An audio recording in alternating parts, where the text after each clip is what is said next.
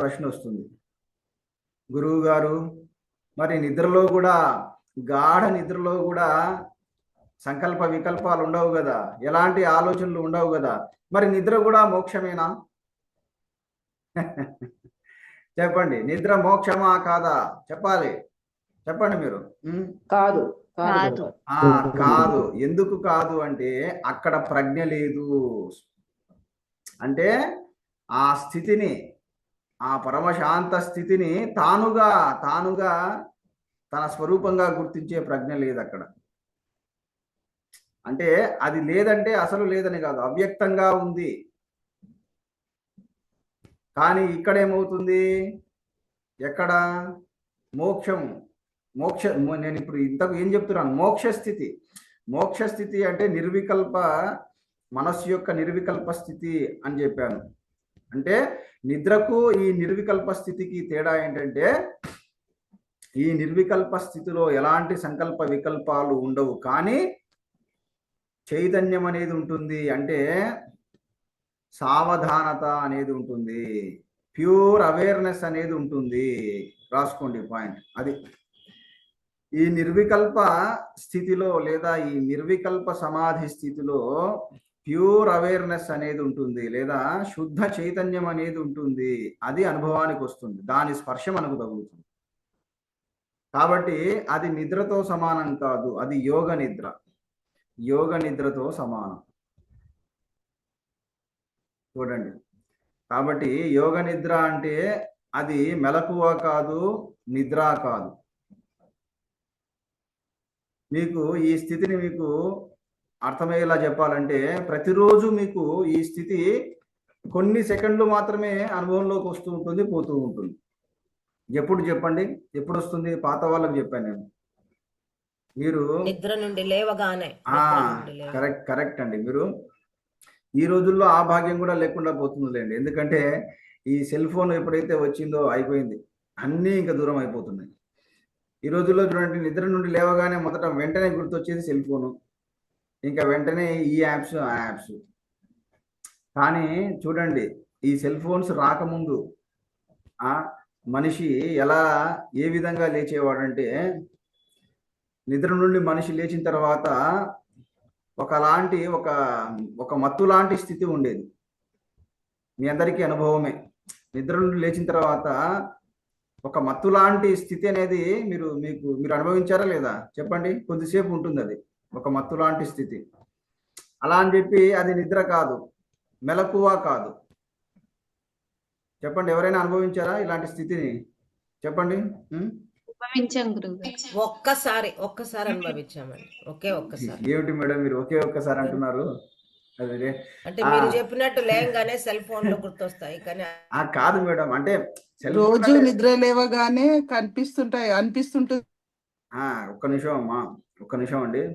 Cell ఫోన్లు అంటే ఇటీవల వచ్చాయి కదా, అంటే దాదాపు ఒక డెకేడ్ అనుకోండి. అంతకుముందు అంత లేదు కాబట్టి, లేదా మీరు ఇంకో విధంగా ఎలా చెప్పొచ్చు అంటే, అదే యోగ నిద్ర అని మాకు తెలియదని చెప్పొచ్చు. కాబట్టి ఆ స్పర్శను మీరు చాలా మంది అనుభవించి ఉంటారు. చూడండి, ఆ మత్తు లాంటి స్థితి ఉందే, అప్పుడు ఏమవుతుందంటే ఆ కొన్ని క్షణాలు మీ మనస్సులో ఎలాంటి ఆలోచనలు ఉండవండి. ఆ కొన్ని క్షణాలు మీ మనస్సులో ఎలాంటి ఆలోచనలు ఉండవు, మీ మనస్సు నిశ్చలంగా ఉంటుంది. వింటున్నారా? అలా అని చెప్పి అది నిద్ర కాదు. ఎందుకంటే మీ చుట్టూ ఏం జరుగుతుంటుందో తెలుస్తూ ఉంటుంది మీకు. ఇది చూడండి, ఈ పాయింట్ వినండి. ఆ మత్తు లాంటి స్థితిలో మీ చుట్టూ ఎవరు మాట్లాడుతున్నారో, ఎవరెవరు తిరుగుతున్నారో అంతా మీకు తెలుస్తూ ఉంటుంది. కానీ మీ మనస్సులో అవి మీ మనస్సులోకి రావు. అర్థమైందా పాయింట్? అంటే ఎలా చెప్పాలి, బయట ఉండే నామరూపాలు మీ మనస్సులోకి రాకుండా కేవలం వాటి యొక్క రికగ్నైజేషన్ మాత్రమే ఉంటుంది మీ మనస్సు. అటువంటి గొప్ప స్థితి. వింటున్నారా? ఈ పాయింట్ మళ్ళీ వినండి. మీ మనస్సు చుట్టూ ఉండే రూపాలను గుర్తిస్తూ ఉంటుంది. కేవలం కేవలం అది గుర్తిస్తూ ఉంటుంది అంతే తప్ప వాటి యొక్క ఇమేజ్లను లోపలికి తీసుకోదు. గుర్తుపెట్టుకోండి. అది ఇప్పుడు ఏమవుతుంది, ఇప్పుడు కూడా మీ మనస్సు గుర్తిస్తోంది. అయితే ఏం చేస్తుంది చెప్పండి, ఇప్పుడు ఈ సమయంలో ఏం చేస్తుంది మీ మనస్సు? ఇమేజ్లతో గుర్తిస్తుంది. ఇమేజ్లను లోపలికి తీసుకుంటుంది. మీ చుట్టూ ఉండే నామరూపాలను లోపలికి తీసుకుంటుంది.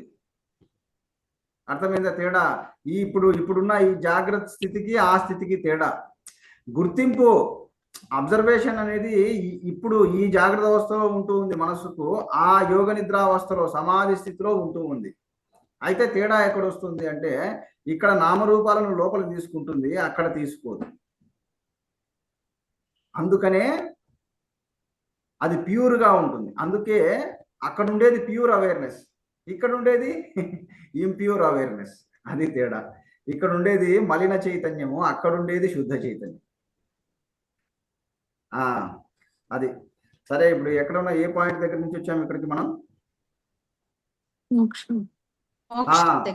కరెక్ట్, మోక్షం. కాబట్టి గుర్తుపెట్టుకోండి, మోక్షం అంటే ఏమని చెప్పాను, ఏమని రాసుకున్నారు? మనస్సు యొక్క నిర్వికల్ప స్థితి.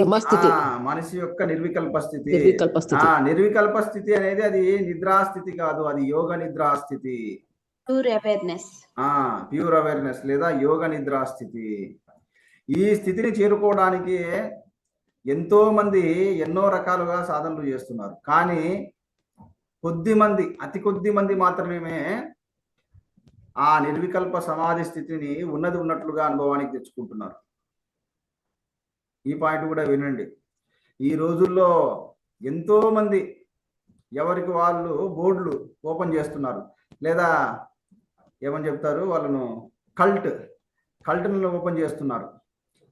మా టెక్నిక్ని ఫాలో అవ్వండి, మా మెడిటేషన్ టెక్నిక్ని ఫాలో అవ్వండి, అద్భుతంగా పనిచేస్తుంది. లేదు, మా మెడిటేషన్ టెక్నిక్ని ఫాలో అవ్వండి, మీకు థర్డ్ ఐ, మూడో కన్ను తెరుచుకుంటుంది అంటారు. ఇంకొకటి వస్తాడు, లేదు మా మెడిటేషన్ టెక్నిక్ని ఫాలో అవ్వండి, మొత్తం మీ శరీరంలో ఉండే మొత్తం అన్ని, మీ శరీరంలో సంచరించే ప్రాణము స్పర్శ మీకు తెలుస్తుంది, లేదా మీ శరీరంలోని ప్రాణశక్తి ఎక్కడెక్కడికి పోతుందో మొత్తం అంతా కూడా మీకు స్పష్టంగా తెలుస్తుందని ఇంకొకరు. ఇంతమంది రకరకాలుగా వస్తూ ఉన్నారు. కానీ వీరిలో చాలా కొద్ది మంది మాత్రమే ఈ సమాధి స్థితిని ఉన్నది ఉన్నట్లుగా అనుభవానికి తెచ్చుకుంటున్నారు, ఇతరులకు తెప్పిస్తున్నారు. గుర్తుపెట్టుకోండి, ఆ సమాధి స్థితి, నిర్వికల్ప సమాధి స్థితి యొక్క స్పర్శను పొందాలంటే ఏమిటి? ఇవే శ్రవణము, మననము, ఈ రెండు బాగా చేయాలి. గుర్తుపెట్టుకోండి, ఈ పాయింట్ రాసుకోండి. ఎంతో మంది ఈ విషయం తెలియక మోసపోతున్నారు. ముందు గురువును, ఒక సద్గురువును వెతకండి. వెతికిన తర్వాత ఆయన దగ్గరికి వెళ్ళి ఇలా ఆత్మజ్ఞానాన్ని లేదా భగవద్గీత జ్ఞానాన్ని బాగా లోతుగా తెలుసుకోండి. ఇదే శ్రవణం. ఇలా బాగా శ్రవణం చేయాలి ముందు, తర్వాత మననం చేయాలి. శ్రవణం కంటే బాగా మననం చేయాలంటే ఇప్పుడు ఈ విషయాలను, గురువు చెప్పిన విషయాలను ఇంకా బాగా మీరు బాగా మననం చేస్తూ ఉండాలి. ఎప్పుడైతే ఈ రెండు మీరు బాగా చేస్తూ ఉంటారో, ఈ శ్రవణం మననము, అప్పుడు మీకు అద్భుతమైన నిధిధ్యాసన కలుగుతుంది.